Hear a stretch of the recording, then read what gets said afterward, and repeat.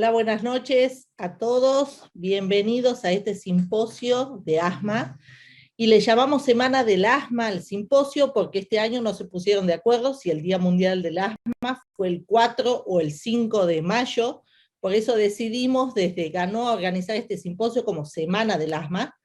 Y primeramente quiero agradecer a los disertantes que tenemos, excelentes disertantes que tenemos hoy en este simposio, a los coordinadores y a las sociedades que están coorganizando junto con GANOA este simposio, que es la Sociedad de Medicina Respiratoria de Tucumán, la Asociación Argentina de Medicina Respiratoria y la Asthma Right Care, que es nuestra alianza internacional con GANOA. También les quiero agradecer a otras sociedades que nos están acompañando, que es la Sociedad Argentina de Medicina y la Asociación Argentina de Alergia e Inmunología, y a nuestros patrocinantes en el día de hoy, que son AstraZeneca, GlaxoSmithKline y Sanofi Genzyme. Bueno, muchísimas gracias a todos ellos, y antes de empezar el simposio los quiero invitar con este pequeño video a lo que va a ser nuestro congreso, el primer Congreso Internacional de Asma, que se va a desarrollar el 15 y 16 de octubre, al cual están todos invitados. Adelante con el video.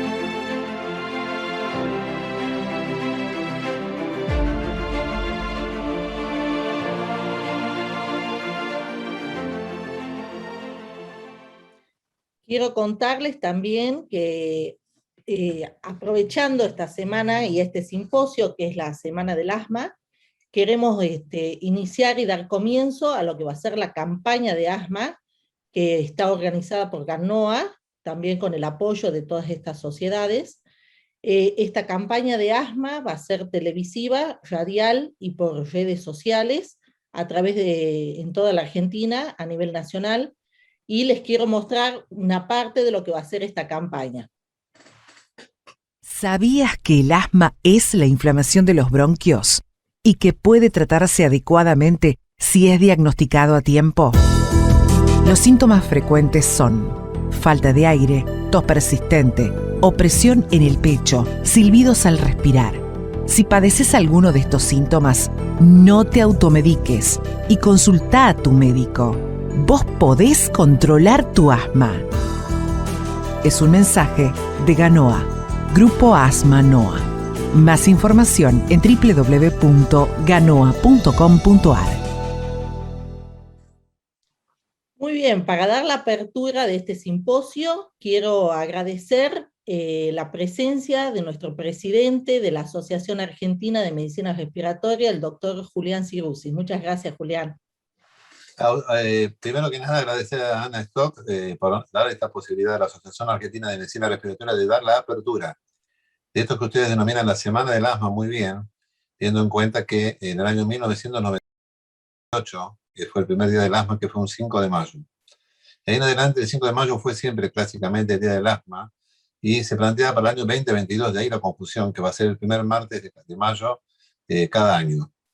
Este año, el objetivo y el lema que tiene este simposio, este día, es derribar los mitos en relación al asma bronquial. Muchos mitos rodean esta enfermedad, tanto para médicos como para los pacientes y la comunidad. Por lo tanto, creo oportuno este simposio. Creo que GANOA ha generado una expectativa muy importante en todo el país para este evento y los acompañamos desde nuestro lugar con todas las posibilidades que tiene la AMR de darles a ustedes el marco para poder generar los contenidos que se van a desarrollar. Desde ya, para nosotros, repito, es un honor y quiero agradecer y dar la bienvenida a todos aquellos que van a poder participar de este simposio hoy. Le vamos a dar entonces ahora el pase a Isabel, que nos va a dar el punto de partida para el desarrollo de este simposio, que espero sea de excelente éxito para todos ustedes. Muchas gracias. Hola, buenas noches a todos. Muchas gracias a los disertantes, gracias doctor Ciruzzi, al doctor Mataruco y a todos los que hoy nos acompañan. Les quiero agradecer muchísimo desde la Sociedad de Medicina Respiratoria de Tucumán. Y bueno, y al doctor Kolodenko, buenas noches, y me toca presentar a un gran profesional, director de la carrera de especialistas de neumonología en la UBA, expresidente de la Asociación Argentina de Medicina Respiratoria, ex jefe de alergia e inmunología del Hospital María Ferrer. Y bueno, y el tema que le va a tocar al doctor sería ¿qué hacemos con las guías hasta el consultorio? Doctor Kolodenko, le dejo la pantalla.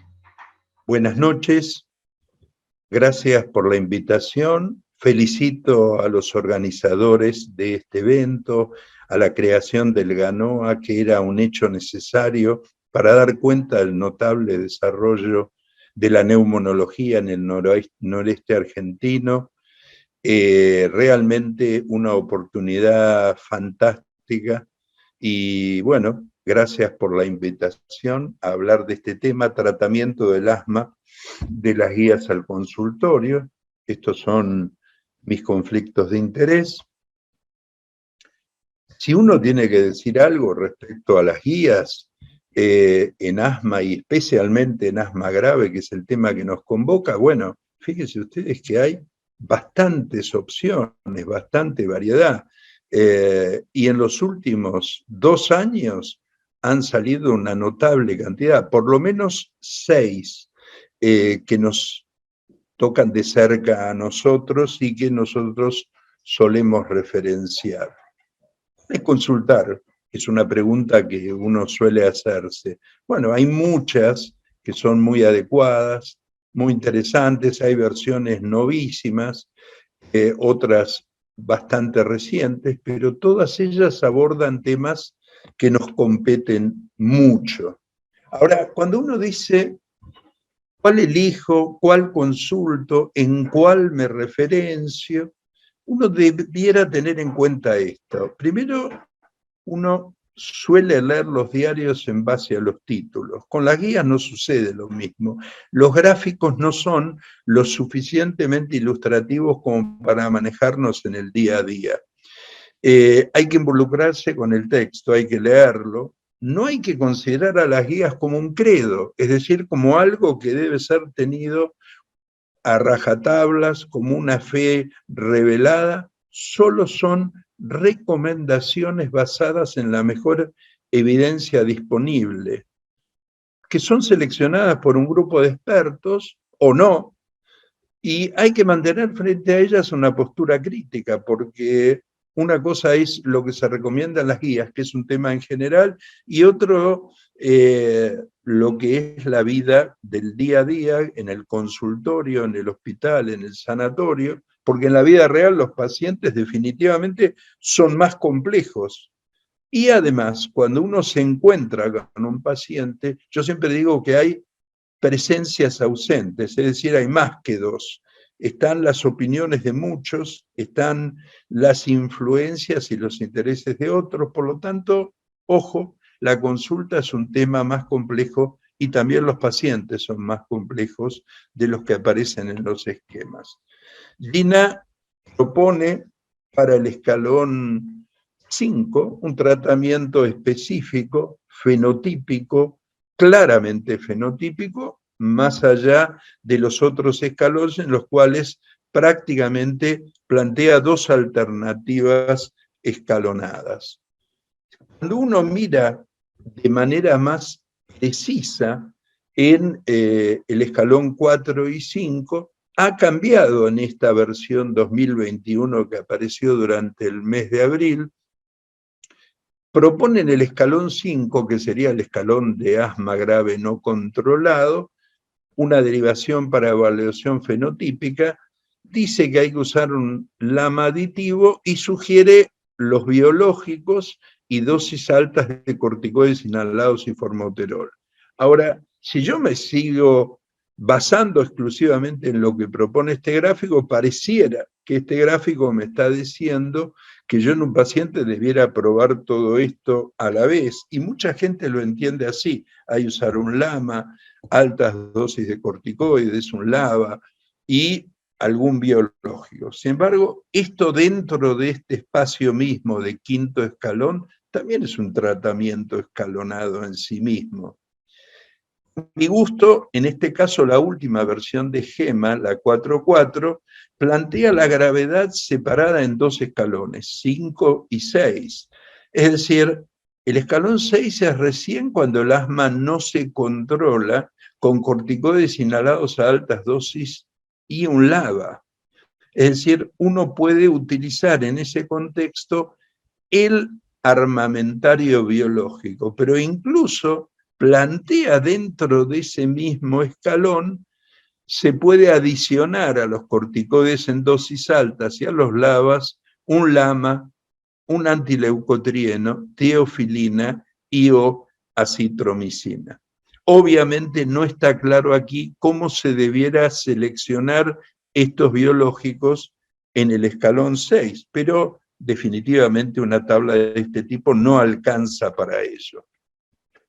Aún mejor, la guía Gina en su versión 2021 nos dice claramente, ya más detalladamente, cómo seleccionar el biológico en el escalón fenotípico. A mi gusto, en la práctica clínica, esta tabla tiene un planteo bastante claro respecto al tema. Dice claramente cuándo uno debiera usar biológicos, y en la Argentina se usan muchos menos biológicos de los que debieran usarse en función de la severidad del asma que vemos en muchos pacientes. Y claramente, una vez que uno determinó que ese paciente que hace todo bien, adhiere al tratamiento, técnicamente está haciendo las inhalaciones correctamente, uno tiene una serie de opciones que pueden facilitarle el camino a la elección de biológicos. Aún así, si uno se fija en cada una de estas elecciones, definitivamente hay mucha superposición, porque en última instancia los biológicos disponibles lo son para el escalón de inflamación T2. No hay biológicos por el momento disponibles para el escalón o para el fenotipo no T2, que es una bolsa de gatos, como sabemos, porque involucra varios subgrupos de pacientes. Pero podemos elegir una serie de predictores y elegir por otros motivos, que es costo, frecuencia de aplicación, ruta y preferencias del paciente. Es decir, las guías incluyen también la postura del paciente y otros criterios que no necesariamente son médicos. ¿Para qué uno escribe una guía? Porque parece de perogrullo.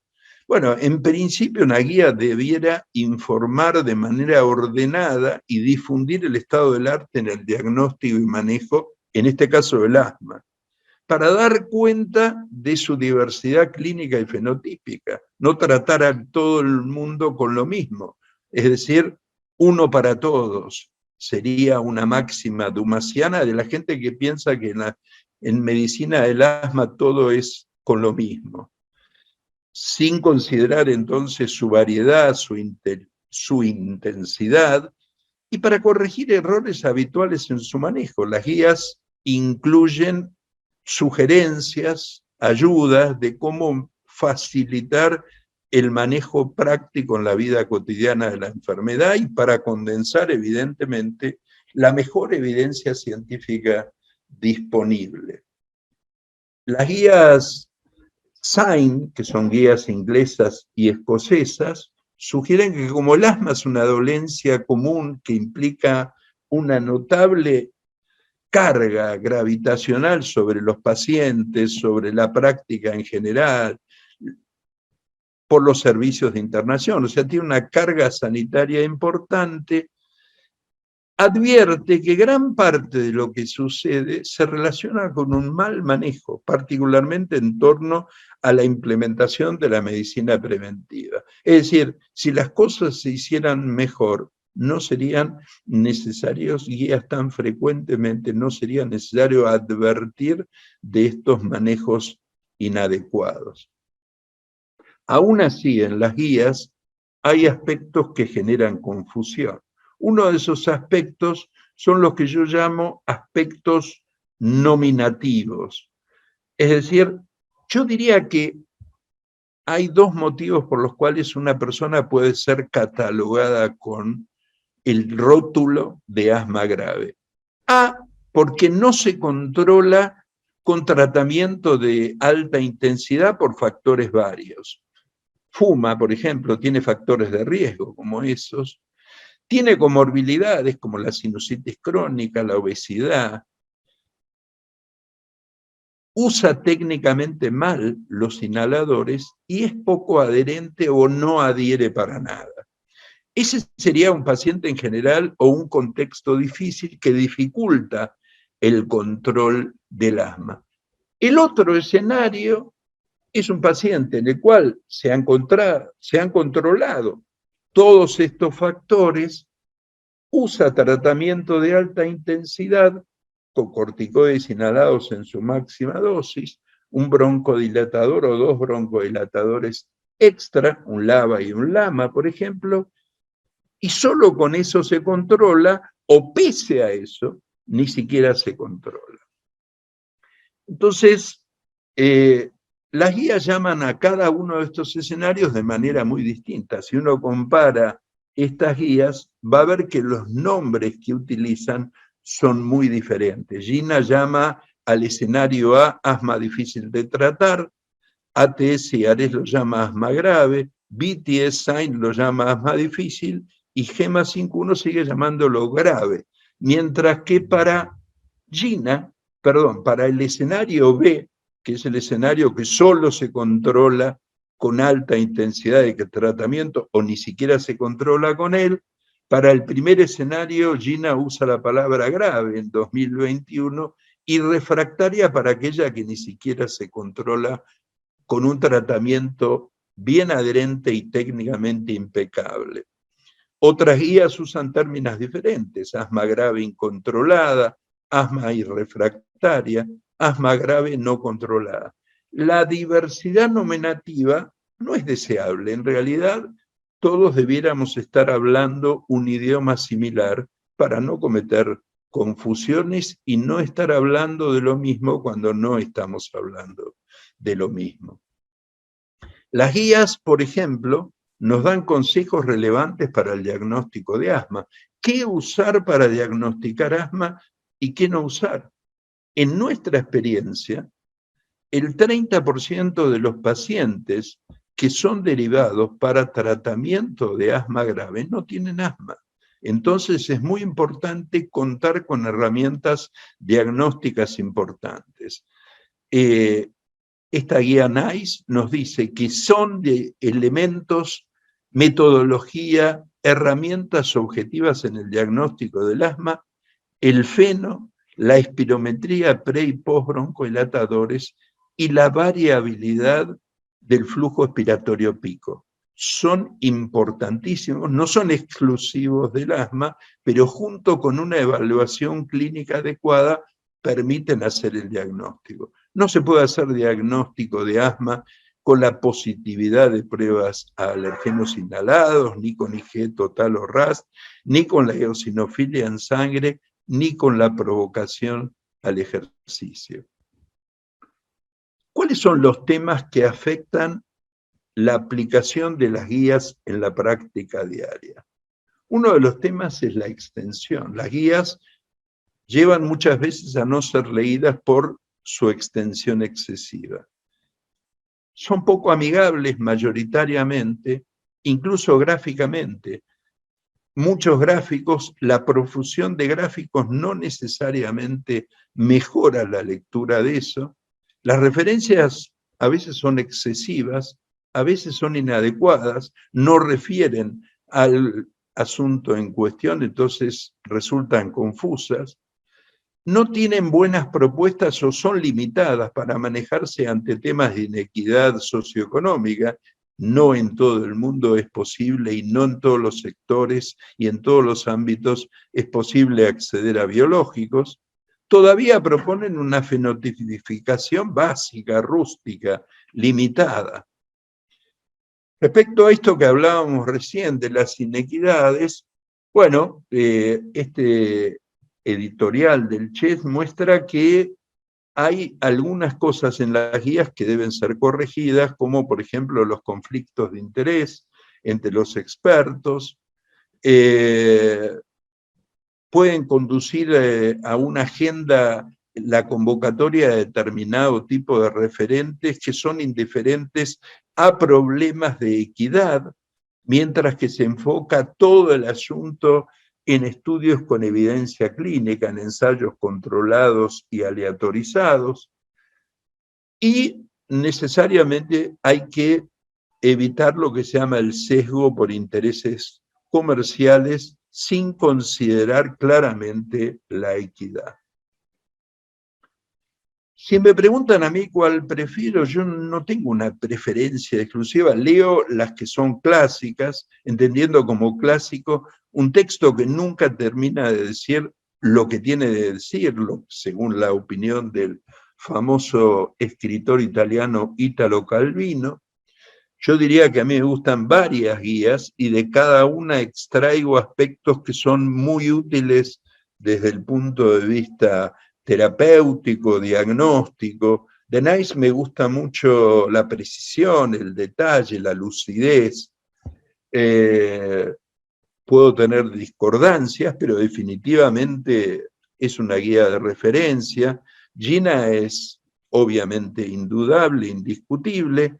De Gema me gusta mucho esa capacidad que tiene de escuchar a los médicos que están en el frente de atención de pacientes. Entonces tiene un aspecto gráfico mucho más claro, demostrativo, y tiene una claridad expositiva notable. ¿Qué sería lo ideal en este rubro? Bueno, yo diría que las guías debieran renovarse al tiempo que aparecen cambios significativos en la patología, tanto desde el punto de vista de diagnóstico como terapéutico. Deberíamos ir hacia una guía más bien universal, con adaptaciones locales, o sea, debiera haber una guía que sea considerada en todo el mundo como la guía, y uno debiera tener en cada lugar un comité de expertos, incluyendo no solo médicos, que permitan adaptarla al lugar donde se aplica. Y lugar, entiendo también, zona de cada país, porque no necesariamente en cada zona del país los manejos, los diagnósticos y los tratamientos son idénticos, la accesibilidad es la misma. Mejorar la lectura con mejores gráficos y mensajes breves y concisos.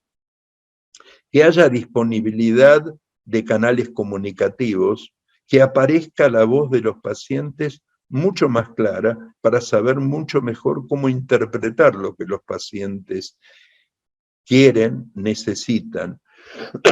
que provea un repositorio de herramientas, de utilidades para poder aplicar en la vida cotidiana, para evaluar y para seguir a los pacientes.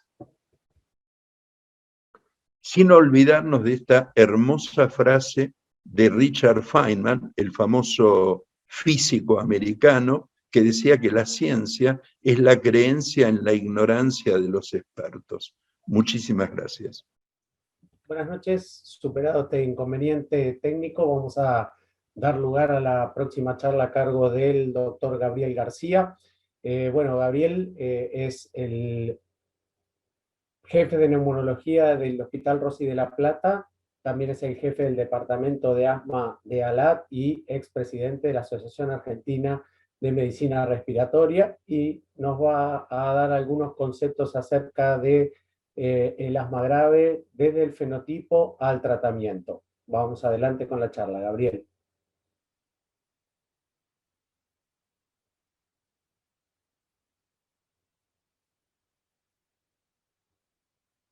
Gracias por la invitación, gracias Ganova por invitarme nuevamente. La verdad que la paso muy bien con ustedes y nada, somos todos amigos. Lo que pasa es que el tema es que es una lástima no vernos, la verdad. Bueno, voy a tratar en 15 minutos de hablar de asma grave del fenotipo a tratamiento, que es la charla que me tocó y bueno, nada, que me gusta mucho darla y compartirla. Bueno, la realidad es que esto empezó hace ya unos años cuando con Juan Carlos Vázquez de México y Miguelito Berna empezamos a ver qué se podía hacer para Latinoamérica de tener algo en asma grave. Y bueno, surgió esto, que fue el resultado final de un proceso arduo de trabajo donde participaron todas las sociedades latinoamericanas, y está la guía ALAT de asma grave. La publicamos el año pasado. Realmente nos llena de orgullo. Y la realidad es que es un documento que lo que pretende el documento es traer, darles conceptos claros, básicos y facilitarle la cosa al neumonólogo de Latinoamérica, pero no sin dejar de ser estrictos desde el punto de vista científico y en la metodología. Para eso fuimos muy estrictos y han participado, como les decía, todas las sociedades de Latinoamérica de neumonología. Si hay algo que me llama la atención y que nos llena de orgullo, además estamos agrandadísimos, es que tenemos 18.000 descargas. Eso es impresionante. Eso hasta hablando de que hay una avidez en Latinoamérica de tener documentos propios, de que haya algo que se adapte y sea que esté adecuado a la realidad de uno, ¿sí?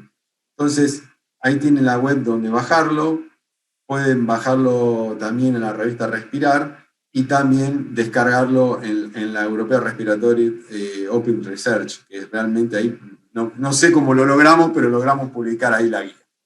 Bueno, pero hay algo que me llena de orgullo y me encanta que haya pasado y que lo lanzamos ahora para el Día Mundial del Asma, es esto, que es la guía mini recontra mini pocket, que tiene 4 hojas nomás. ¿Qué es eso? Una guía tiene que ser eso, una guía tiene que ser algo en donde tienes un documento corto, no un libro, para que le sirva para el neumonólogo, para decirle, mira, acá tenés lo básico y es lo que te tiene que guiar. Bueno, dicho esto, veamos que cuando uno habla de asma grave, más o menos, uno puede hablar uno más, uno menos, pero más o menos la cosa pasa por establecer bien claro qué es asma grave no controlado, cuáles son los biomarcadores que uno puede utilizar, cuáles son los fenotipos y cuál es el tratamiento. Si hablamos de definición de asma grave, bueno, esto ya lo conocen, más o menos están en todas las guías hoy. No nos hemos peleado por esta definición, pero yo creo que en corto tiempo lo vamos a cambiar. ¿Por qué? Porque asma grave se define aquel paciente que necesita corticoides inhalados a altas dosis, más un segundo controlador, que generalmente es un LABA. ¿Para qué? Para que si le bajo la dosis pierde el control, o a pesar de esto el paciente sigue sin control. Yo creo que en poco tiempo vamos a tener que ser 3 medicamentos, o sea, que con triple terapia. Pero bueno, todavía estamos ahí. Ahora bien, lo importante, lo que decimos acá de la guía, es que un paciente con asma grave requiere el diagnóstico, requiere un proceso. Un proceso que tiene que estar hecho por un equipo multidisciplinario, requiere tiempo, entre 3 y 6 meses, y tiene que ser sí o sí en un centro especializado. ¿Por qué? y porque hay que descartar el problema de adherencia, hay que descartar la técnica, las comorbilidades, ver si realmente cómo se comporta. Entonces, la mayoría de los pacientes que son derivados con asma grave a un centro especializado no lo son.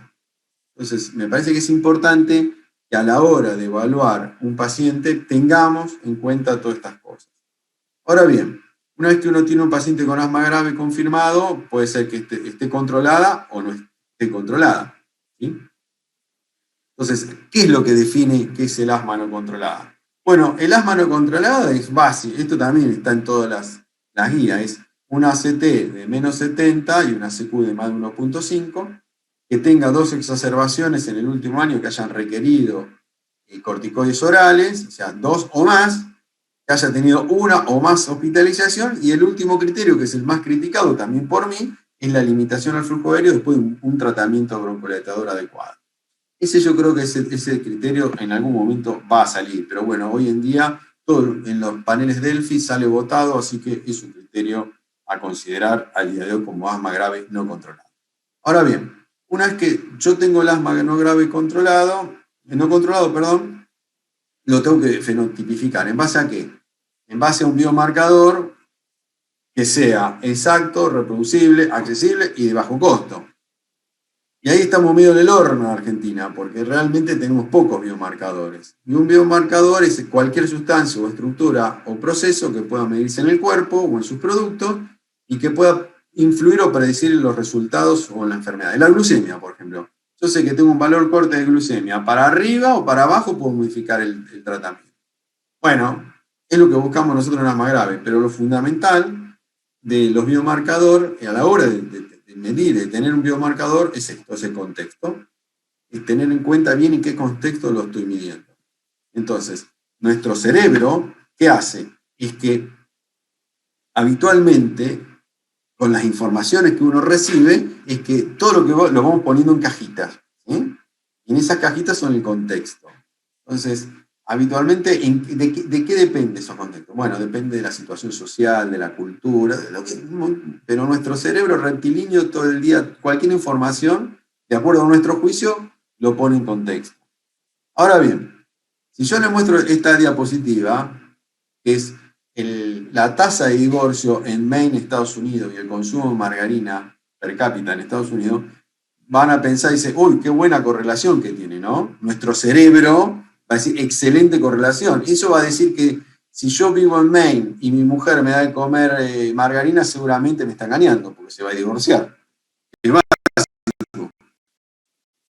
no. Esto que es una correlación espuria, la hacemos nosotros permanentemente. Y la pregunta es, ¿cuántos pacientes tenemos que tienen más de 300 eosinófilos? Muchísimos. Seguramente hay pacientes deportistas que tienen 300 eosinófilos, pero el deportista no quiere decir nada. Ahora bien, en el asmático grave, 300 eosinófilos quiere decir mucho. ¿Ya? No está en la cifra, está en el contexto donde yo lo estoy poniendo. Ahora bien, ¿qué biomarcadores? Bueno, le diría a los eosinófilos, en algún momento vamos a tener el feno. El feno es muy costoso, pero depende básicamente de la accesibilidad. Todavía es un equipo que no ha sido probado por ANMAT, perdón. Entonces, fenotipificar siempre tiene que ser un proceso simple, con un biomarcador accesible y siempre, como dijimos recién, en un contexto clínico. Entonces, basados en esto, en GEMA, lo que hicimos, ahora lanzamos también la GEMA 5.1, que también los invito a leerla, 3 fenotipos.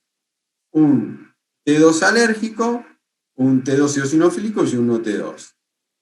Si analizamos ahora, después vamos a ver en qué, cómo es cada uno. Pero si uno piensa en el T2 alérgico, la sintomatología clínica son aquellos pacientes que tienen antecedentes clínicos de alergia, tienen síntomas alérgicos y tienen un pre-test o sensibilización positiva. Mientras que el eosinofílico tiene más presencia de comorbilidades como la rinosinusitis, la EREA, algunos son corticoides dependientes, ¿sí? Mientras que cualquiera si no tiene nada es el no T2. Pero ahora este gráfico que lo muestra bien GEMA, yo lo quiero desgregar en otro que lo voy a mostrar a continuación. Es este. Es lo que nosotros proponemos de la guía de ALAR. Entonces, ¿cómo voy a fenotipificar un paciente? Bueno, un paciente con asma grave no controlada, le tengo que ver si tiene más de 150 eosinófilos, si tiene más de 30 de IgE, si tiene test cutáneo positivo, si tiene antecedentes clínicos de alergia y si tiene un feno más de 25. Si no tiene nada de eso, es un asma no T2. Ahora, si tiene algo de eso, es un asmático T2. Ahora bien, si tiene sensibilización a los alergenos, tiene IgE positiva, tiene antecedentes clínicos de atopía, es un T2 alérgico, y si tiene más de 150 eosinófilos, es un T2 eosinofílico. Ustedes me van a decir, bueno, qué sencillito que la hacen. Bueno, no. Sabemos que hay muchas superposiciones en los T2. Hoy en día no hay un biomarcador que limite de un lado para otro. Pero sabemos que hay pacientes que tienden más a los eosinofílicos, como le decía hace un ratito, que a los alérgicos. Generalmente el eosinofílico tiende más a la rinosinusitis, a la poliposis nasal, mientras que el otro tiende más a los antecedentes de alergia, ¿sí? Unas cositas más. Pero la idea es que tengamos que, a pesar que se superpone, uno va por un lado, otro va para el otro. Bien. Entonces, ¿cómo vamos a tratar a un paciente? ¿Cómo sé que un paciente es efectivo con respecto a estos pacientes? Bueno, la efectividad en biológico es, una vez que yo establecí el fenotipo, tengo que ver tres cosas nomás. ¿Cuánto reduce las exacerbaciones? Si modifica o no la función pulmonar y cómo afecta el control del asma. Muy fácil. Entonces, veamos el omalizumab. El omalizumab, una de las preguntas pico que nos hicimos fue la pregunta número 10, que fuera ¿cuál fue la eficacia de los anticuerpos monoclonales en los pacientes con asma grave no controlado? Seleccionamos 6 documentos, ¿sí? Para tratar de analizar esta pregunta, si el omalizumab era grave, servía o no en el asma grave no controlado, y la respuesta fueron que luego de analizar esos 6 artículos o guías o metaanálisis que fueron analizados, se votó por panel Delphi, el panel Delphi votó que el omalizumab está recomendado para el asma grave no controlado alérgica con una IgE superior a 30. Y se sugiere la inclusión de omalizumab subcutáneo en pacientes con asma grave mayores de 6 años que no hayan logrado un control adecuado de la enfermedad. Entonces, ¿por qué sugerencia? Porque todavía, al momento de hacer la guía, no estaban todas las cosas científicamente puestas como para recomendar. Bien, veamos el MEPO. El MEPO, nos dimos la misma pregunta, junto con el reslizumab. Para esto se seleccionaron 9 documentos, ¿sí? Donde se hizo el sustrato científico para responder la pregunta esta. Y la realidad es que la recomendación es que recomendamos el mepolizumab en paciente con asma eosinófica grave no controlada eosinofílica, a partir de un valor de corte de 150 células por mcl para MEPO y de 400 para Resli. Resli acá en Argentina no hay. Y no hay suficiente información para recomendar su uso en niños mayores de edad. Si vemos el BENRA, también se seleccionaron 10 documentos para intentar responder esta pregunta. Esto después fue, una vez que se hicieron las recomendaciones, fueron votadas por un panel Delphi y se recomienda el uso de BENRA en aquellos pacientes con asma grave no controlada eosinofílica a partir de 300 eosinófilos para arriba. No se recomienda el uso en pediatría y se requieren mayores estudios aleatorios que evalúen la eficacia y la seguridad del BENRA en los pacientes fundamentalmente en población pediátrica. Y si vemos al DUPI, hemos seleccionado 7 documentos, ¿sí? Y la recomendación fue que se recomienda el uso de dupilumab en pacientes con asma grave no controlado, tanto alérgico como eosinofílico, dado el perfil que tiene el dupilumab, en pacientes adultos y en pacientes también con asma grave corticoide dependiente. Y lamentablemente al momento de hacer la guía no había ensayos clínicos en pediatría que recomienden el uso de este medicamento. En base a esto, nosotros hicimos un gráfico y la propuesta es esta. En los pacientes T2 alérgicos, utilizar omalizumab y o dupilumab. En los pacientes T2 eosinofílicos con más de 300 eosinófilos, MEPO, BENRA y DUPI, o DUPI cualquiera. en los eosinofílicos con entre 150 y 300 MEPO o DUPI, y en aquellos no T2 se sugiere, no se recomienda porque no hay tanta evidencia, acitromicina, LAMA y corticoides orales a baja dosis por largo periodo. Bueno, esto es la propuesta. Seguramente va a cambiar, seguramente vamos a jugar más adelante en un montón de cosas. Pero es una forma simple de ver la cosa que es muy, muy complicada. Y eso lo sabemos, y perfectamente estamos conscientes de esto. Pero bueno, era una forma de orientar el tratamiento del asma grave y no controlado, que es tan complejo. Bueno, yo los quiero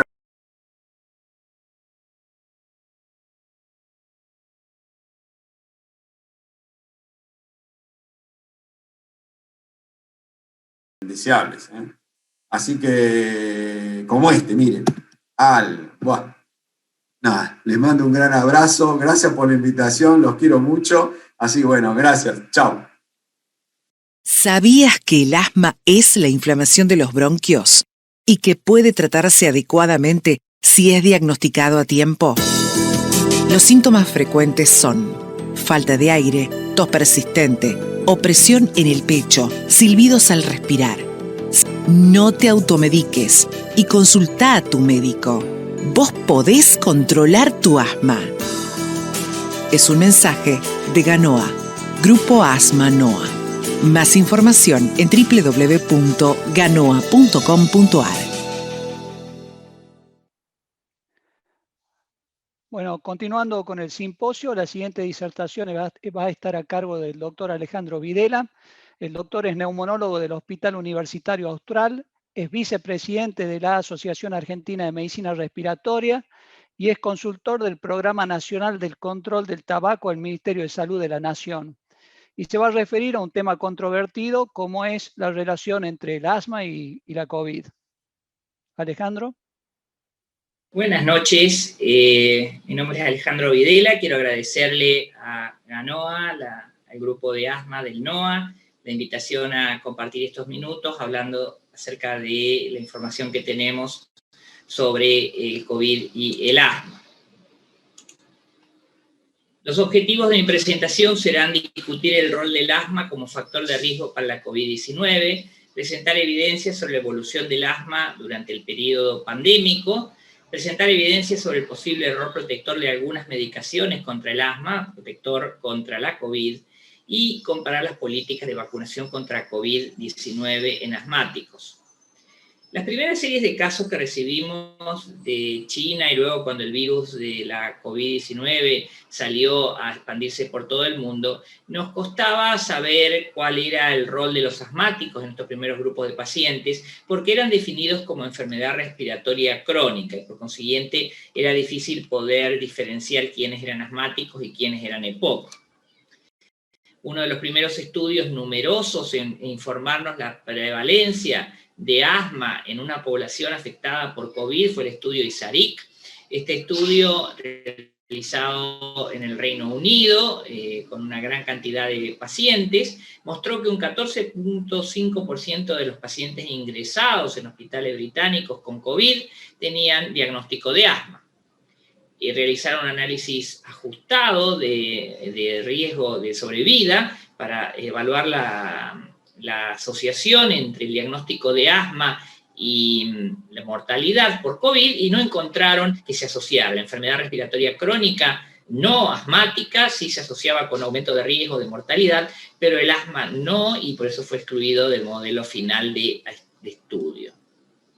Otra gran base de datos retrospectiva de una base de datos en atención primaria, también proveniente del Reino Unido, donde se incorporaron 17 millones de personas con 10.000 muertes por COVID, encontró una asociación limítrofe en su significación estadística entre mortalidad y el asma que tenía uso reciente de corticoides vía oral. El asma sin uso de corticoides vía oral no se asociaba con mayor mortalidad comparado con quienes no eran asmáticos.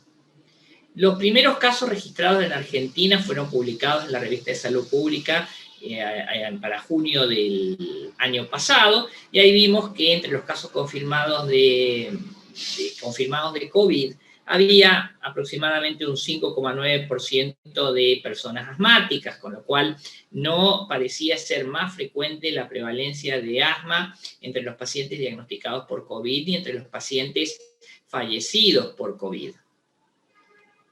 Otra base de datos, otro número más grande, un análisis más grande de la base de datos argentina, CISA, que llegó a incluir 207.079 casos, encontró que el haber constado en el registro CISA el diagnóstico de asma no se asociaba en un análisis de regresión logística multivariable con la evolución desfavorable de la COVID, la necesidad de internación en terapia intensiva o la muerte. Acá podemos ver que la magnitud primero que es efectivamente la falta de asociación entre la evolución negativa y la presencia del diagnóstico de asma en el registro CISA, y podemos ver sí que el impacto más importante sigue siendo, como lo ven en todas las bases de datos, estos son riesgos ajustados al análisis multivariable, tiene que ver con la edad. Hay en la literatura relativamente pocos trabajos que hayan mirado de la otra forma. Hemos mirado trabajos de COVID y los asmáticos incluidos en ese trabajo. Acá hay un trabajo de 768 pacientes con COVID confirmada, que incluyeron 37 asmáticos con diagnóstico confirmado en la mayoría de los casos. Ninguno de los pacientes internados con COVID tuvo síntomas de empeoramiento de asma, lo que tuvieron fue neumonía de COVID. Fue frecuente la eosinopenia y la cantidad de fallecimientos fue relativamente baja y no asociada con el diagnóstico de asma. Lo que sí se vio es que la evolución en los asmáticos en los días de hospitalización tenían que ver con el número de comorbilidades presentes. No era tanto el asma per se lo que empeoraba a estos pacientes, sino la presencia de múltiples comorbilidades. Otro estudio de otro grupo chico de pacientes encontró que la duración de intubación en los pacientes asmáticos parecía ser mayor, pero cuando uno mira con atención los números, ve que lo que se impone, como en toda la serie de casos, es la edad mayor de 65 años, que es la principal determinante de mala evolución.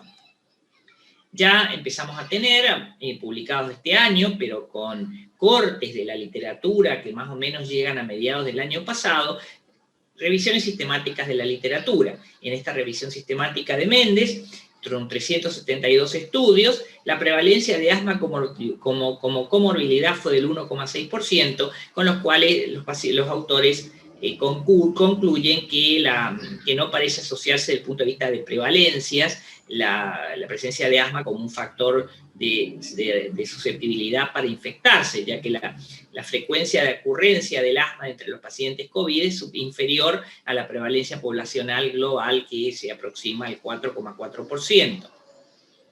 Un trabajo para mí un poco mejor hecho que el anterior, más detallado, es una revisión de la literatura de varias bases de datos. También el corte es a mediados del año pasado, y de 18 estudios con 3.490 asmáticos, donde también una baja prevalencia de asma como comorbilidad, el más bajo que he visto en los trabajos de la literatura, menor al 1%, y donde vemos que no hay evidencia de asociación de mayor riesgo entre el riesgo de enfermedad severa y la presencia de asma como diagnóstico.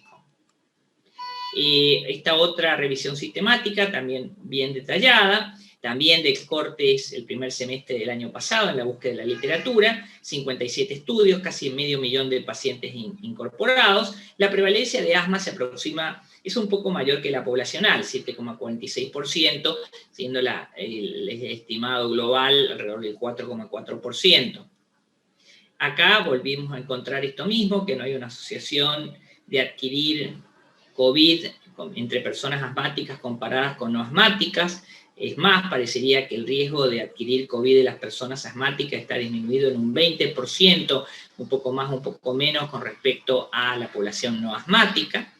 Y en este mismo estudio, que además evaluó otros resultados como la necesidad de internación en terapia y la necesidad de ventilación mecánica, ninguno asociado con la condición de asmático, tampoco la muerte, el riesgo de morir, se hallaba asociado con la presencia del diagnóstico de asma. Este resultado aparentemente alentador, que nos permitiría decir que los asmáticos no se comportan como un grupo de mayor riesgo para la COVID, es desafiado por otros resultados. Este estudio de corte retrospectiva de adultos mayores de 20 años en más de 1000 clínicas del Reino Unido, también de la primera ola de la COVID, encontró 0,2% de personas internadas con COVID, 0,1 fallecieron. El asma y el asma grave se asociaron en este grupo de pacientes con un mayor riesgo de internación, más o menos un 20% de aumento de riesgo de internación como coeficiente de riesgo instantáneo, como hazard ratio, pero no había asociación con la mortalidad, tanto para asma leve como para asma grave. No había tampoco mayor riesgo de internación en terapia intensiva, casi se veía mayor riesgo de internación en terapia para los pacientes asmáticos graves, y las personas que habían recibido indicaciones de corticoides inhalados en los últimos 150 días preestudio, ajustados por múltiples o variables potencialmente confundidoras, como podría ser la edad, la demografía, las enfermedades vinculadas al tabaquismo, el diagnóstico que los pacientes tenían un riesgo levemente mayor de COVID grave, que llegaba a un aumento de 63% de internación en terapia, de aumento de riesgo del 63% para internación en terapia intensiva y de 15% de aumento para la muerte. Hay que recordar que la indicación de corticoides inhalados, de varias recetas de corticoides inhalados, puede ser también un marcador de gravedad de la enfermedad respiratoria, por lo cual no sabemos si el corticoide inhalado tiene un efecto deleterio per se, o si es por el contrario un marcador de enfermedad grave, y es la enfermedad grave la que tiene mayor riesgo de asociarse. El tipo de ajuste tiende o nos sugiere que se trata de un riesgo independiente asociado al solo uso de la medicación. Esto es un poco contradictorio con lo que muestran los estudios fisiopatológicos. Probablemente muchos de ustedes estén familiarizados con este estudio que se hizo de medición de expresión de el receptor de la enzima convertidora de la angiotensina variante 2, que es el ganchito, la llave, la cerradura, perdón, que utiliza el SARS-CoV-2 para meterse dentro de la célula, en particular la célula respiratoria cuando la infecta. Y se vio que los pacientes asmáticos tenían menor expresión de estos receptores, incluso menor aún cuando estaban medicados con corticoides inhalados. Con lo cual, esto podría comportarse como un factor predictor o protector de la infección contra COVID.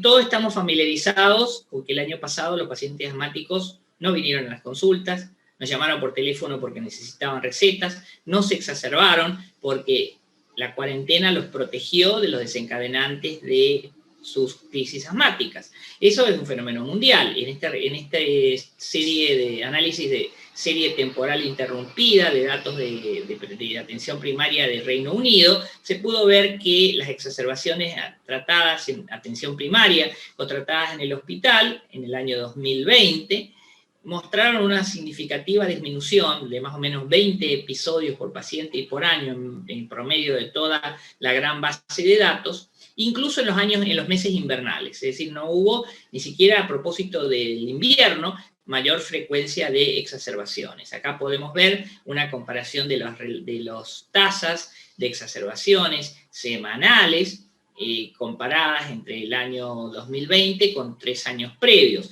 como es significativamente inferior la tasa de exacerbaciones, que no es tan importante el efecto cuando uno mira quizá las exacerbaciones que motivaron consultas al hospital, pero por lo menos para la gran mayoría de las exacerbaciones, que son las que se manejaron y se manejan en atención primaria, este efecto de disminución se produjo.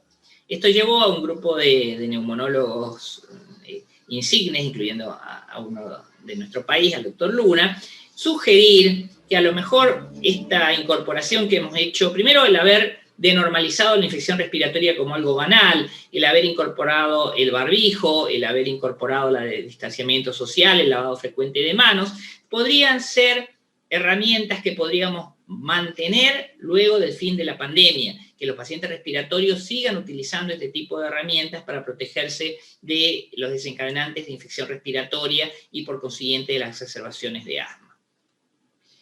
Hay un estudio prometedor, todavía fase 2, preliminar, de un grupo chico de 173 pacientes que sufrieron COVID y que no tenían comorbilidades en sus pacientes jóvenes, que fueron aleatorizados a recibir 800 microgramos de budesonida en presentación de turbohaler, 2 cada 12 horas, y que se encontró en el grupo tratado una disminución significativa del tiempo necesario para la recuperación clínica, así como menos necesidad de cuidado médico emergente y menos existencia de menores puntajes en los cuestionarios de síntomas. Esto es prometedor. Este trabajo ha sido criticado por el escaso número de pacientes que tiene en el momento del seguimiento final, el escaso número de pacientes en seguimiento, que se defienden los autores, que incluyen a Peter Barnes,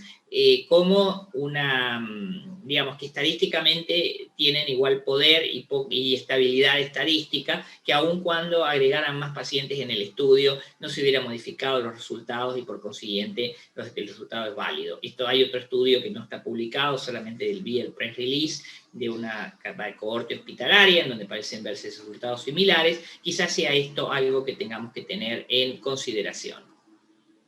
Las políticas de vacunación contra COVID en asmáticos en general incluyen a los asmáticos como grupo a priorizar en la vacunación. El Reino Unido eligió priorizar a los asmáticos que habían tenido un episodio agudo en el último año, cosa que muchos asmáticos se quejaron porque justamente tenían enfermedad controlada a costa de muchas medicaciones y por consiguiente se los tendría que haber considerado como grupo de riesgo.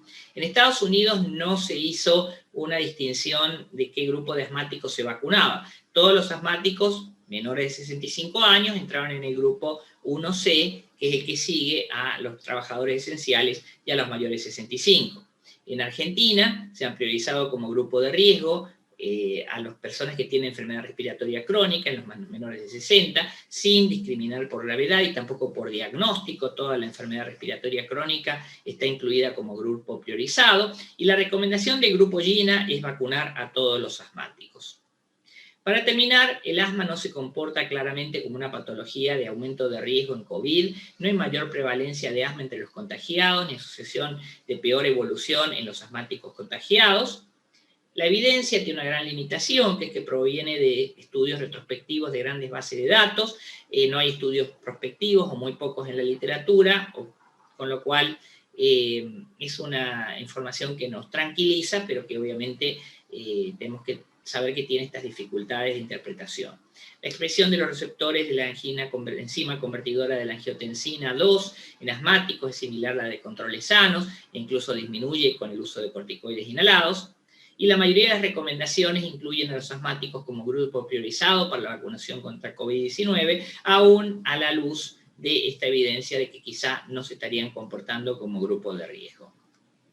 Dicho esto, recordarle a todos que todos lo estamos viviendo, los que estamos implicados en la atención de pacientes con COVID, la situación complicada en la que estamos, y la importancia de recordarle a la población que se siga cuidando y siga manteniendo las medidas de protección. Buenas noches nuevamente y gracias otra vez por la invitación.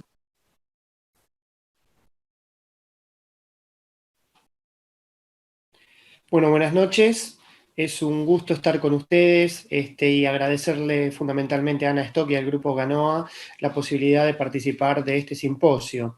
Uno de los mayores problemas que existen en el tratamiento del asma es la falta de cumplimiento o el cumplimiento incompleto del tratamiento indicado. Por eso existen estrategias para mejorar la adherencia al tratamiento. Y en ese tema lo hemos invitado al doctor Gabriel Gatolin, que fue presidente de la Asociación Argentina de Alergia e Inmunología y es profesor adjunto de Medicina Interna de la Facultad del Hospital Italiano de Rosario y coordinador de investigación del Centro Respiratorio Infantil de Rosario. Él nos va a ilustrar sobre este tema. Bienvenido, Gabriel, y los dejo con él.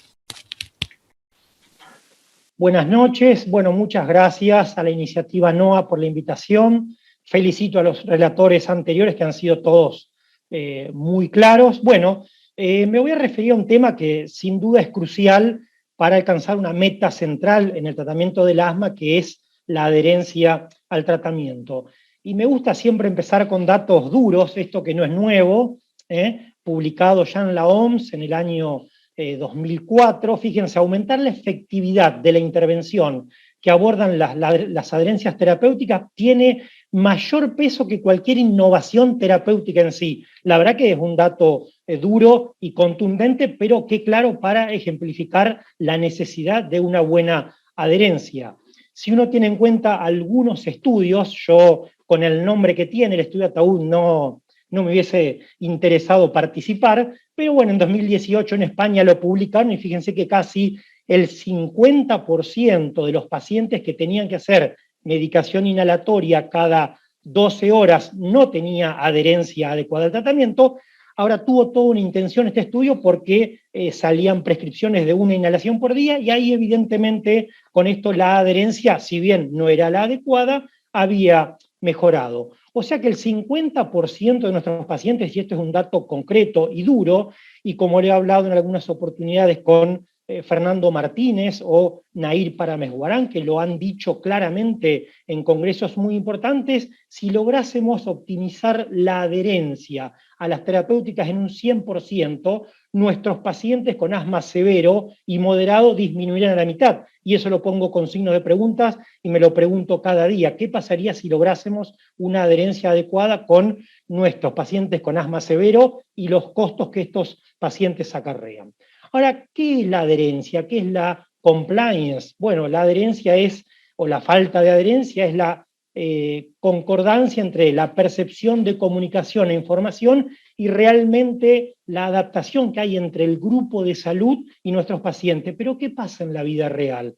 Bueno, 74% de los médicos nos creemos que nuestros pacientes están tomando la medicación adecuadamente de acuerdo a lo que se prescribió, pero un 83% de nuestros pacientes no nos informan en realidad de la adherencia que tienen a los tratamientos. Y esta discordancia también es un punto que atenta a la adherencia.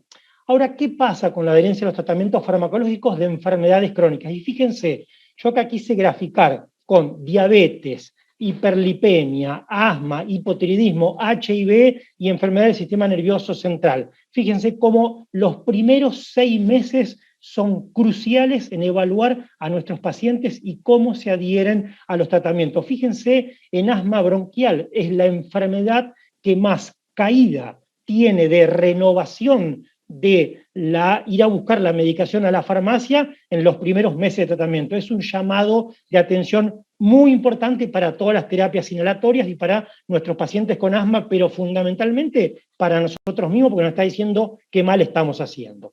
Y el incumplimiento terapéutico tiene importante efecto directo sobre la calidad de vida de nuestros pacientes, el número y la severidad de las exacerbaciones contadas como no solamente cuántas exacerbaciones por año, sino visitas a salas de guardias, hospitalizaciones, visitas no programadas, y esto conlleva a un gran costo y aumento del gasto sanitario, pero también tiene un gran impacto en la mortalidad de la enfermedad. Fíjense este estudio de hace muchos años publicado, fíjense cómo, con un buen plan de educación, con pacientes con asma moderado y severo, si ustedes fíjense el score de síntomas, cuando ingresaban al estudio y a los 12 meses después de implementar un buen programa de educación, fíjense cómo disminuían los scores de severidad, cómo aumentaban los días libres de síntomas y cómo mejoraba la calidad de vida con todos los scores a los 12 meses de tratamiento en aquellas personas que habían implementado un adecuado plan de educación. No solamente un adecuado control de educación en control medioambiental, en actividades, sino en cómo hacer la medicación de mantenimiento y cómo utilizarla en el rescate. Ahora, el incumplimiento tenemos que tratar de identificarlo, no es fácil, como yo les decía al principio, nosotros nos creemos que los pacientes incumplen, pero más de un 80% no nos dicen abiertamente en una visita o con el poco tiempo que tenemos cómo están cumpliendo realmente. Y tenemos algunos métodos, sí, los métodos que uno utiliza habitualmente son indirectos, con lo cual pueden tener cierto déficit.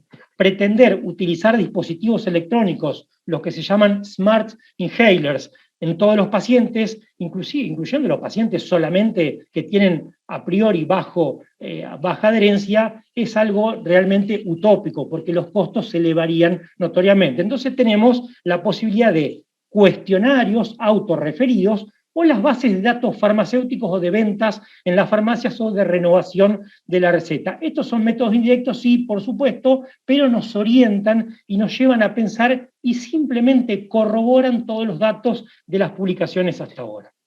Entonces, ¿cuáles son las estrategias? Y esto tiene un gran impacto, porque tomar una mejor estrategia para lograr la mayor adherencia a tratamientos es fundamental. Por eso, cuando hablamos de asma mal controlado, en realidad no tenemos que mirar solo al diagnóstico, tenemos que mirar qué estamos haciendo para que nuestros pacientes se adhieran correctamente al tratamiento. Uno puede implementar, y creo que a todos nos ha pasado, que desde años y desde los primeros inicios en la especialidad, damos planificación escrita e instrucciones escritas a nuestros pacientes, fundamentalmente de los tratamientos que tienen que hacer, y en el asma bronquial las zonas de control que se llaman, para ver cuándo un paciente puede estar empeorando de sus síntomas o cuándo tiene que usar la medicación. Esta es la estrategia más común, básica y claramente usada siempre, la implementación de programas escritos. Pero fíjense, este estudio, que si bien es en pediatría y no son tantos pacientes, son niños y adolescentes, pero fíjense acá un punto central: la educación impartida fundamentalmente después de una internación o de una consulta a la guardia, implementando un plan de acción basado en dos estrategias: información escrita, información verbal y utilización y seguimiento mediante pico-flujo. En todos los casos el rendimiento fue muy bueno, o sea que implementar una estrategia, sea cual sea, evidentemente es buena. ¿Por qué? Porque después notaban que disminuían la asistencia a salas de emergencia, había una mejoría en la función pulmonar porque los medían cotidianamente con pico-flujo expiratorio, había una mejor percepción de los síntomas, y esto directamente impactaba en una disminución de los costos y los gastos en salud respiratoria. Entonces, las recomendaciones de adherencia tienen que proporcionar consejos claros y que sean bien claros los beneficios de utilizar la medicación. Tener en cuenta siempre las costumbres y dónde vive el paciente, qué edad tiene, cómo es su familia, eso también es importante. Tratar de reducir la cantidad de medicación a lo mínimo posible. Tratar de preguntar al paciente qué es lo que prefiere, eso es fundamental. Implementar una monitorización, porque son enfermedades crónicas, y uno tiene que seguirlo constantemente, sobre todo los pacientes más graves. Y en casos de no disponer tiempo, que es lo que nos pasa todos los días, eso lo debemos reconocer, tratar de implementar grupos de trabajo. Esto es todo muy bueno, está todo muy lindo, las recomendaciones están escritas, pero ¿qué pasa en la vida real? Ya lo decía Haynes en 1976, cuando empezó a incursionar con algunos términos, porque no solamente es el cumplimiento terapéutico, no solamente era la adherencia, que es en definitiva, no es solamente yo le digo a mi paciente, haga la medicación, implemente un programa. Generalmente no tenemos en cuenta los estilos de vida, las costumbres, las culturas y demás de nuestros pacientes. Por eso muchos de los planes fracasan. En definitiva, una estrategia terapéutica es un mecanismo complejo. Uno tiene que interactuar con el paciente, con su familia, con su creencia, con sus costumbres fundamentalmente. Y ya lo decía un padre de la alergología, que ya hace 20 años, cuando vino a hablar por primera vez a la Argentina, hablaba de la adherencia a los tratamientos. Las recomendaciones, bueno, por supuesto, planes educativos, realizar revisiones periódicas, porque esta es una enfermedad crónica, entonces tenemos que realizar revisiones periódicas.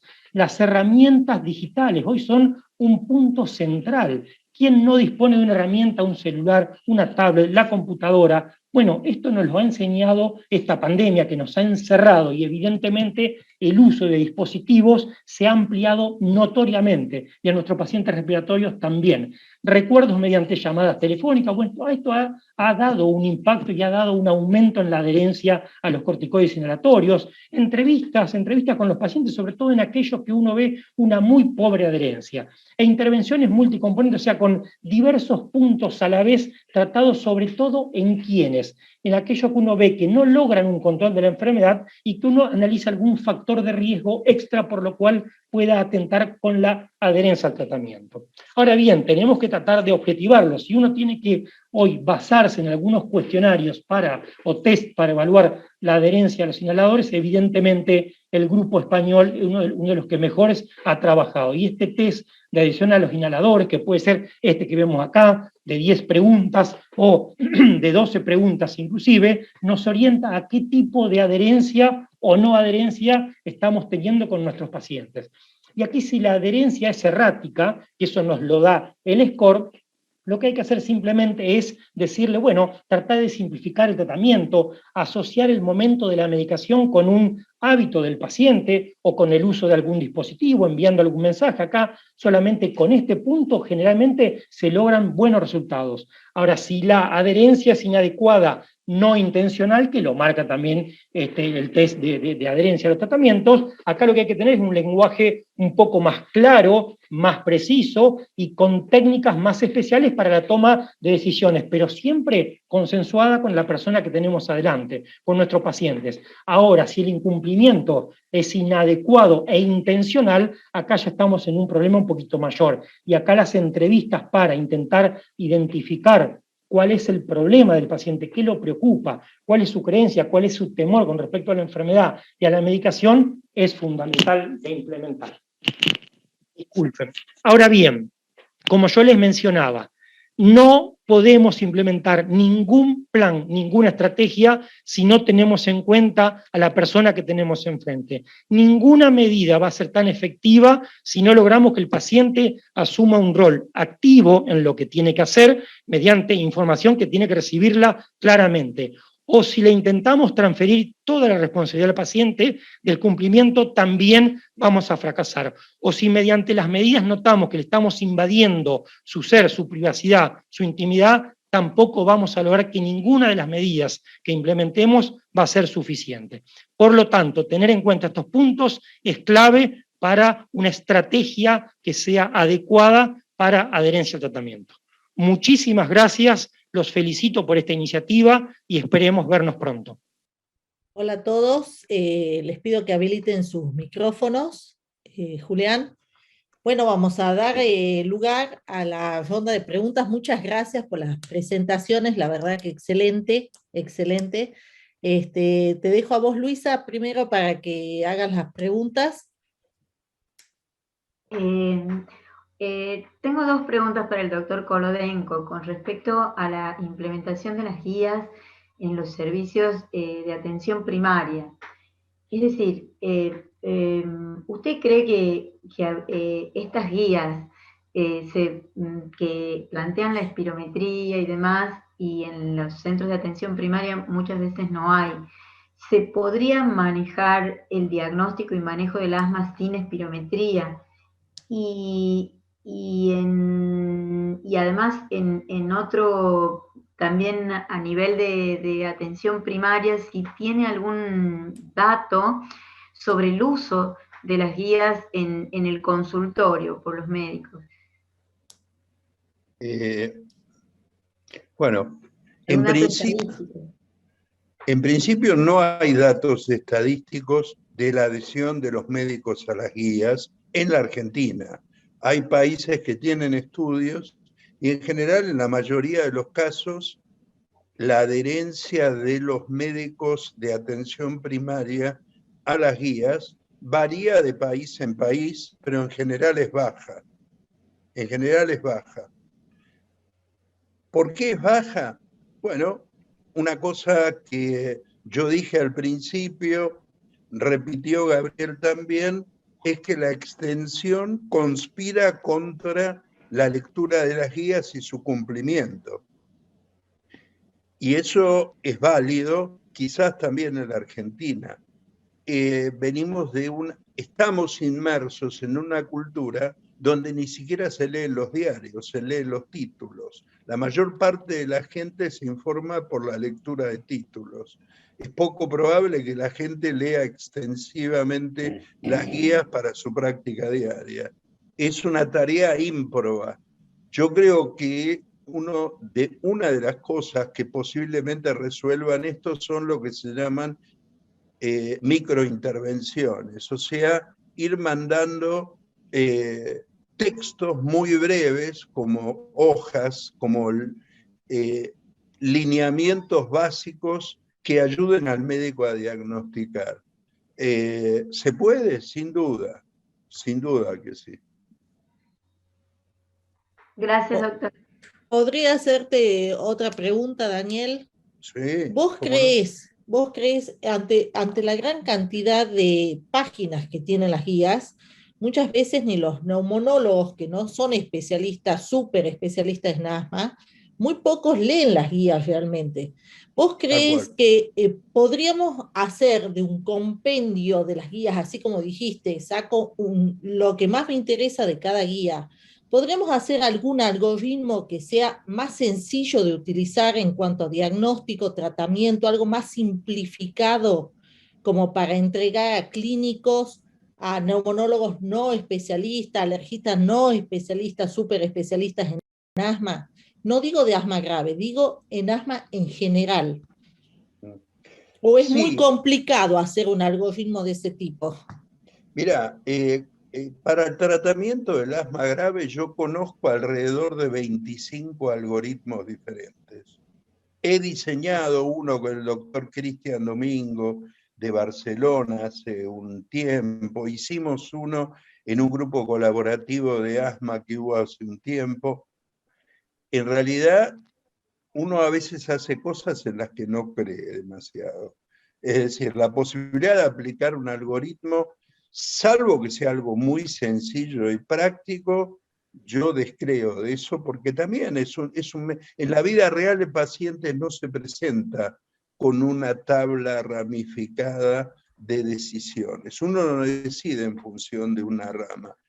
Quizás lo que tenga sentido es un recorte muy pequeño que ayude, por ejemplo, yo pienso en una intervención en atención primaria o en especialistas que están todo el día en el frente de batalla. Yo le diría, sospeche asma sí, A, B, C, D, E.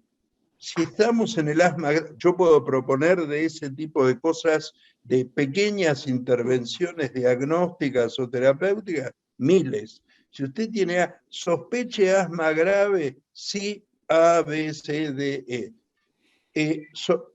Averigüe la adherencia de diversas maneras. ¿Ha sido eficaz?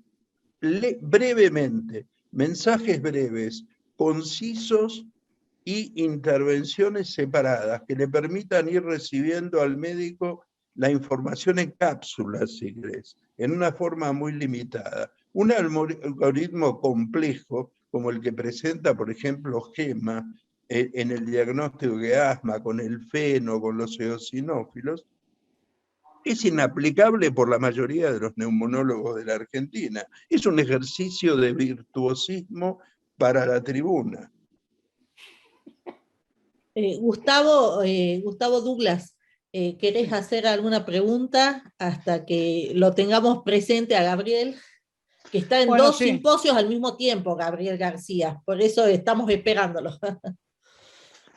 Cómo no, tengo una pregunta que envía el doctor Ramón Rojas para Alejandro, y es si en contexto de pandemia, a partir de los confinamientos y la protección que utilizan los asmáticos, como por ejemplo el uso del barbijo, podría haber un potencial sesgo en los resultados de los estudios de investigación de asma y que estos resultados tengan que ver más con esas medidas de protección y con las medidas de confinamiento que con la efectividad de la intervención en sí, sea intervención farmacológica o no farmacológica. Me parece, ¿se escucha bien? Sí. Hola. Sí. Me parece una pregunta muy buena, muy interesante, y creo que la respuesta es que es probablemente una variable modificadora de efecto, más una variable de interacción que un sesgo o que una variable confundidora, porque ese efecto de modular las exacerbaciones y de disminuir su número se va a ver exactamente, o por lo menos de manera muy aproximada, con una misma magnitud, en el grupo tratado que en el grupo no tratado. Entonces, en un trabajo de investigación de efectividad de una intervención terapéutica, los dos grupos van a tener menos exacerbaciones, y probablemente su disminución sea igual de magnitud en los dos grupos. No tendría por qué ser distinta en un grupo que en otro, salvo que, digamos, que hubiera otro mecanismo involucrado. Pero yo creo que también es fácil, o relativamente fácil, poder desentrañar eso, porque uno puede usar este diseño que mostré del trabajo de Zorax de serie temporal interrumpida, y comparar los dos periodos de tiempo. Y entonces, bueno, según la tasa de exacerbaciones por mes, más o menos se estaban calculando 20 eventos menos por persona y por año de exacerbaciones. Es probable ver si realmente es efecto de la cuarentena o no, y uno esperaría verlo más o menos distribuido de la misma manera en los dos grupos.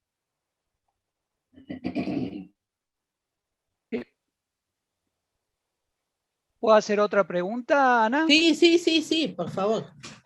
Bueno, un poco relacionado con lo anterior, y vos mostraste en los trabajos, ¿no es cierto?, esta reducción en la presentación de las exacerbaciones en los pacientes, pero otra cosa que hemos visto en contexto de pandemia es que han retornado a la consulta muchos asmáticos que hacía años que no veíamos, y muchos de ellos también con su enfermedad con un pobre control, y que vienen a pedirnos nada más que un certificado, ya sea para vacunarse o para no ir a trabajar. Entonces, uno se plantea si al asmático realmente le importa su patología, tanto como nos importa a nosotros. Y a partir de esto, sí debiéramos encarar tal vez las estrategias de adherencia de tratamiento de otra forma, si debiéramos seguir confiando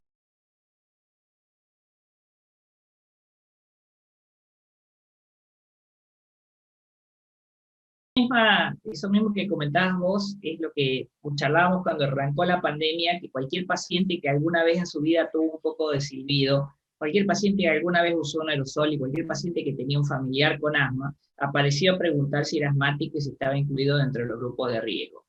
Podían tener licencia laboral. Fue así realmente, como bien decís, y por un lado creo que puede ser una oportunidad que podemos aprovechar, ya que, como vos bien decís, hay muchos pacientes que tienen muy poca pena, acostumbrados a manejarla sin supervisión médica. Es una oportunidad para decirle, bueno, vamos a reevaluar dónde está parado su asma. Por desgracia, justo coincidió el momento en que no teníamos acceso a la espirometría, con el momento en donde más estos pacientes estaban preguntando, pero creo que también con el paso del tiempo hemos aprendido a manejarlo mejor.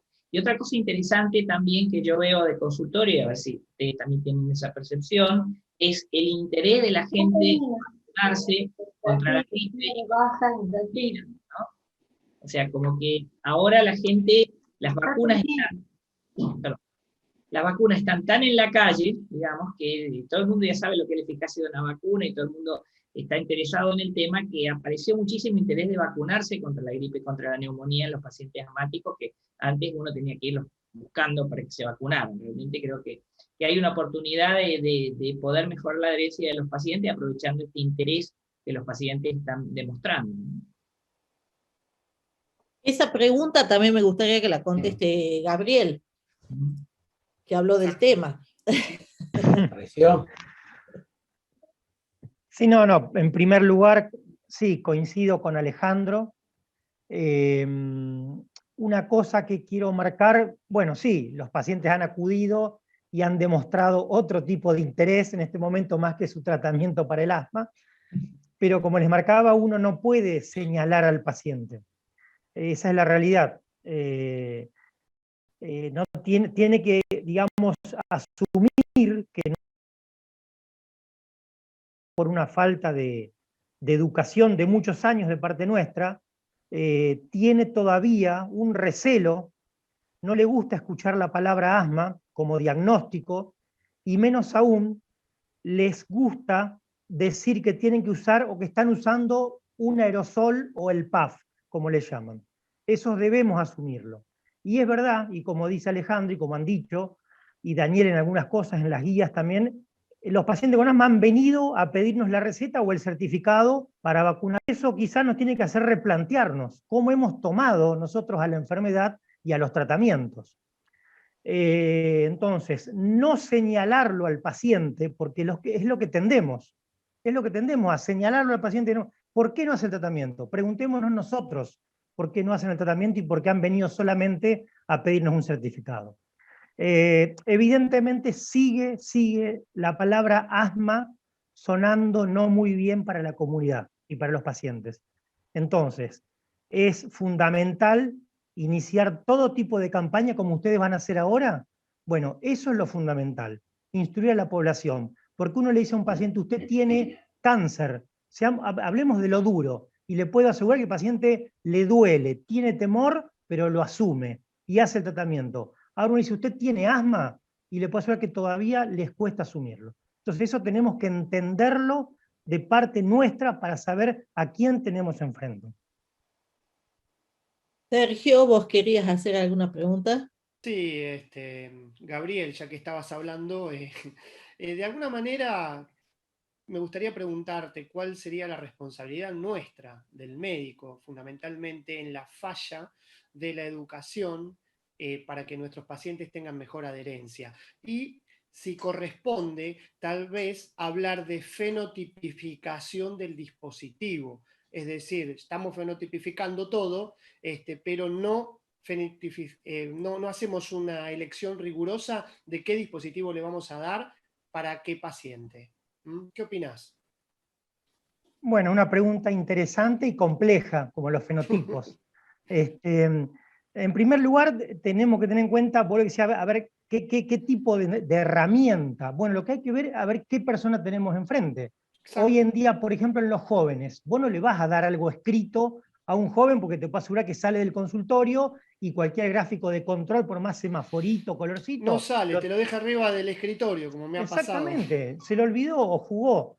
Entonces, quizás en los más jóvenes o en aquellas personas que están, que están ocupados, que trabajan muchísimo, un empresario, evidentemente lo tiene que dar una herramienta simple, que la lea cuando tiene 2 minutos, cuando va en su auto, que va a trabajar, que lo llevan, o va viajando, bueno, ahora no tanto. Entonces uno tiene que saber a quién tenemos enfrente para lograr un poco de éxito.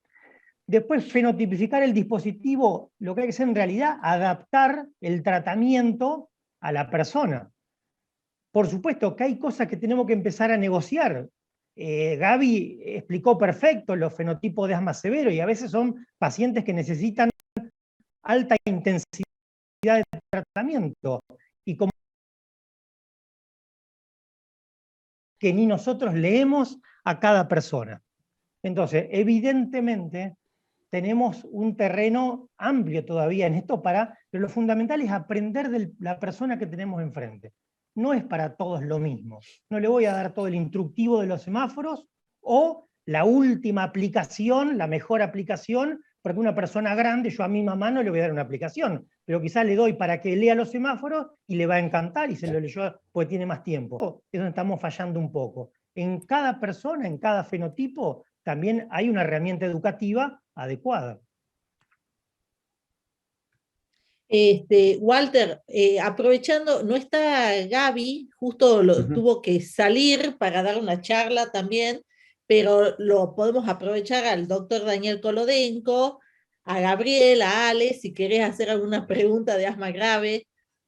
Sí, una de las cosas que por ahí para Daniel es que Gabriel en su charla, hay que ver si Dani coincide, piensa que el tema de la función pulmonar para hacer el diagnóstico no es de utilidad todas las veces y de hecho nosotros vivimos pacientes severos o graves que están tratados, pierden algunas características iniciales o de diagnóstico. Si él coincide en que debería ser eso una cosa opcional más que fija, ¿no? Para diagnóstico de asma. Bueno. El estudio funcional. Claro, o sea, la espirometría.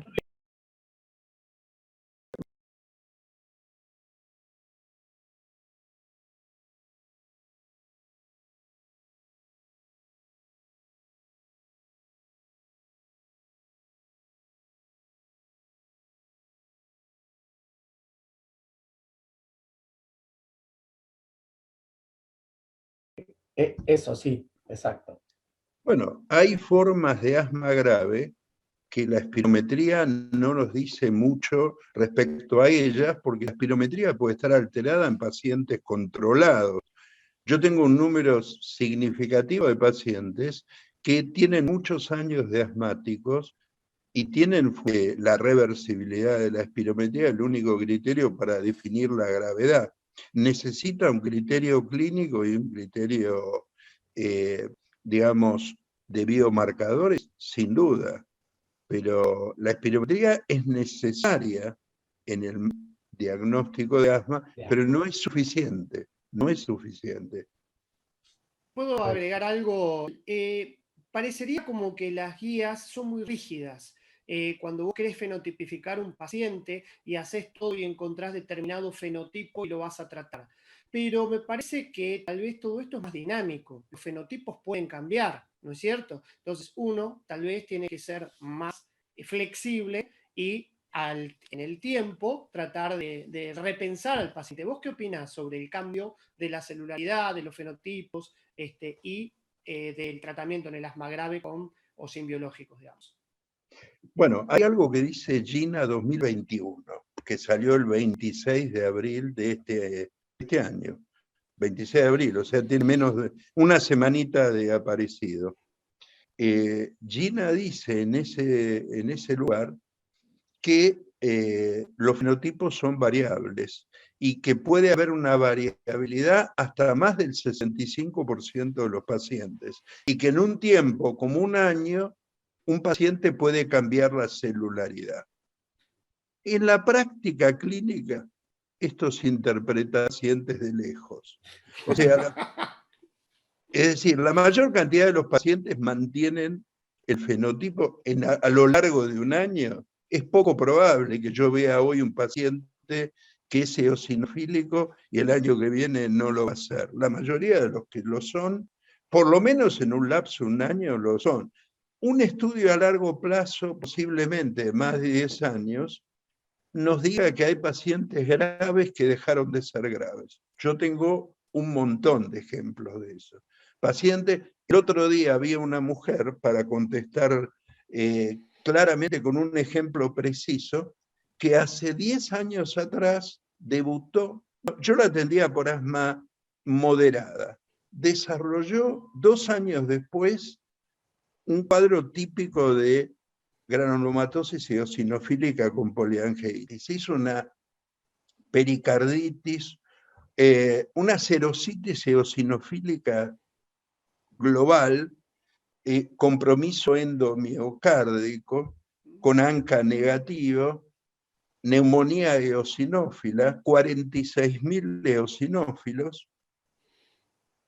Durante mucho tiempo la mujer estuvo bien, no era la época, no había biológicos dedicados al síndrome, no había mepolizumab o benralizumab, que serían cuando ella desarrolló ese cuadro. Hoy la vi hace una semana, la semana pasada en el consultorio, tiene asma leve. No usa corticoides ni usa medicación alguna. Es decir, a largo plazo, yo creo que un fenotipo puede cambiar mucho, como vos decís. En un año, 65% es una evaluación demasiado flexible como para ser cierta. Generalmente un paciente se mantiene. Lo que sí uno debiera analizar todos estos fenómenos para decidir usar un biológico. Uno no puede decirle a un paciente que use biológico por la cara o porque lo conoció ayer. Tiene que tener un tiempo de evolución para decidirlo, ¿no? Claramente. Gracias. Gustavo, vos tenías otra pregunta para Ale, creo. Sí, cómo no. Alejandro, cuando, digamos, vos mostrás los trabajos, la gran cantidad de trabajos que mostraste durante tu charla, ¿no pensás que siendo el asma una patología heterogénea donde hay mecanismos inflamatorios diferentes, no debieran enfocarse los trabajos en dividir o en eventualmente intentar o hacer, digamos, el gesto de dividir a los pacientes en aquellos que son T2 y aquellos que son no T2 porque hay trabajos, esos trabajos de fisiopatogenia que vos mostraste, donde se ve que claramente hay una diferencia en el número de receptores para el virus, y también trabajos, digamos, clínicos, que han demostrado que si vos separás a los pacientes T2 de los no T2, y sobre todo si son T2 alérgicos, ese riesgo aumentado desaparece, se diluye. Entonces, por ahí pensás que aquellos trabajos que no han diferenciado fenotípicamente a los pacientes pueden tener algún tipo de resultado no tan concluyente. No, por supuesto, es una muy buena pregunta porque la mayoría de los trabajos de investigación de la primera ola de la COVID son investigación científica de guerra, de trinchera, en donde la definición de asmático no está nunca acompañada de una confirmación espirométrica, muchas veces es nada más que relato del paciente, no sabemos qué medicaciones utiliza, es muy grueso, digamos, muy global. Y por lo menos nos sirve para tener una idea general de todo esto, pero obviamente los pacientes asmáticos, particularmente los severos, creo que es importante que tengamos más información y podamos distinguirlos mejor. El trabajo que yo mostré, bueno, encontró esto de la expresión de los EK2, pero en asmáticos muy leves, y también hay otro trabajo, también de asmáticos leves, donde no vieron asociación de la expresión de ICAM, uno con mayor asociación con los ECA, como que iban unos por un lado y otros por el otro. Así que realmente creo que falta mucho para que haya investigación, o sea, hay una gran falta, una gran pregunta todavía para contestar con respecto a cuáles las características diferenciales de cada subgrupo de asmático, de cada fenotipo, y cuál es su riesgo potencial para asma. Está esta pregunta abierta que yo decía del trabajo de Isaric, de, bueno, los asmáticos con tratamientos corticoides orales, que probablemente sean un fenotipo más severo, tendrían un riesgo aumentado probablemente, lo mismo que mostrar el trabajo de Jan Pavol, ¿no? O sea que hay una oportunidad de estudio que espero que lo que pase cada vez que uno piensa en estudiar algo en COVID, viene la tsunami y te tapa, ¿no? Así que siempre nos quedamos con las ganas de estudiarlo. De todos modos, en ese trabajo de Isaric, el aumento de riesgo es bastante marginal, ¿no? Sí, sí. Es muy pequeño. Sí. Totalmente de acuerdo. Quisiera darle la palabra a Julián, al doctor Ciruzzi, para que nos dé unas palabras finales. Julián, te escuchamos.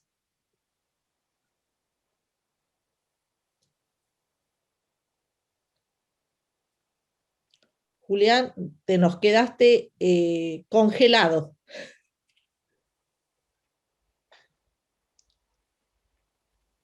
Bueno. Es un honor y una responsabilidad grande. ¿Me escuchan?